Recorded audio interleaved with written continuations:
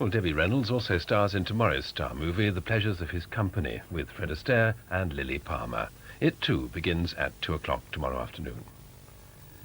BBC 2's Film of the Week is at 9 o'clock tonight. Jack Nicholson stars with Maria Schneider as a television reporter who becomes involved with the highly dangerous business of gun running.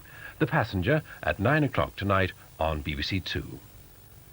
And here on BBC1 at 10:10 tonight, the Carry On team carry on running the Wedded Bliss Marriage Agency. Carry On Loving at 10:10 tonight. Well, this is our lineup of children's programmes this afternoon here on BBC1. Play School, it's Tuesday, sets the sequence in motion in a couple of minutes. Good old Super Ted is here at 4:20, and at 4:25, Martin Jarvis continues the Jackanory story, The Otterbury Incident. It's the return of Rent-A-Ghost for a new series at 4:40, and today's suspense is sparked off when the spooks vanish the varnished chairs. John Craven's News Round is at 5:05, and at 10:05, Johnny Ball discovers the fun behind the facts about heads when he encourages you to think again. This is BBC1 for the Eastern Counties. Now it's time for the regional news. Good afternoon. The Butlins Holiday Centre at Clacton is to close down immediately. The company say the Essex Centre and another at Filey in Yorkshire are no longer viable. A total of 120 staff will be made redundant and others will be redeployed at Butlins' 6 other centres in the UK.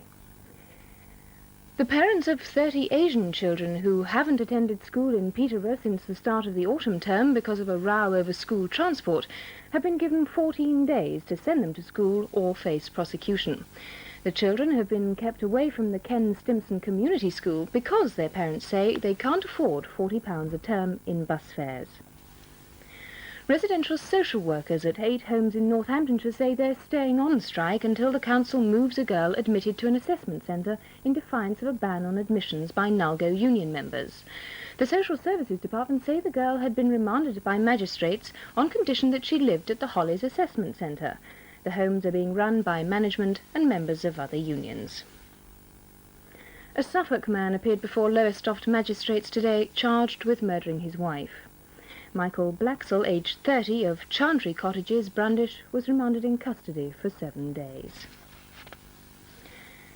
A mother and her 2 young children escaped unhurt early today after a petrol bomb attack in Northamptonshire. Mrs. Geraldine Green and her children were upstairs in their home at Blackthorn in Northamptonshire when the bomb was thrown through the lounge window and burst into flames. Police say there was no apparent motive. Another 140 jobs are to go at the Perkins Diesel Engine Company at Peterborough. All the redundancies are voluntary and involve workers in the machine shop, where new working practices have just been introduced, an issue which was settled last week by a ballot after a 4-day strike. A number of pensioners in Kettering have won a 2-year battle to have indoor toilets installed in their homes. The council has accelerated a £250,000 modernisation scheme for homes in Linden Avenue, and work is due to start next month. Well, now on BBC1, it's time for Play School, presented by Chris Transhaw. And I think he has guests Heather Williams and Wayne Jackman.